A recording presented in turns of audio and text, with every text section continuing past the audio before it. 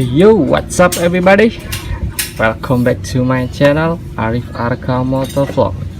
Gua sekarang mau review knalpot guys, knalpot racing untuk Satria F. Dimana gua mau review ada 6 knalpot, cuma yang ada di sini ada 5, yang satunya ada di motor gua. Ya, untuk review yang pertama gua mau cek sound merek Pico. Nah, ini gua kira knalpot bikinan lokal ya guys. Terus yang kedua ada merek Joyo Racing Muffler. Terus yang ketiga ini knalpot legend guys. Abaikan suara yang di belakang ya guys. Ini knalpot legend Crampy dari Jogja.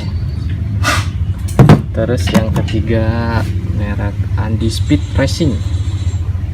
Ini yang trioval. Terus yang kelima merek Hogo Racing Motor juga. Ini yang trioval dari Blue Moon. Nah,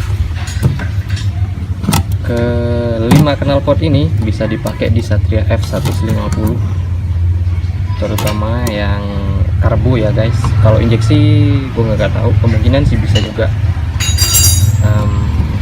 Oke, kayak gimana gaharnya knalpot yang racing yang ini, kita ikuti terus. Oke.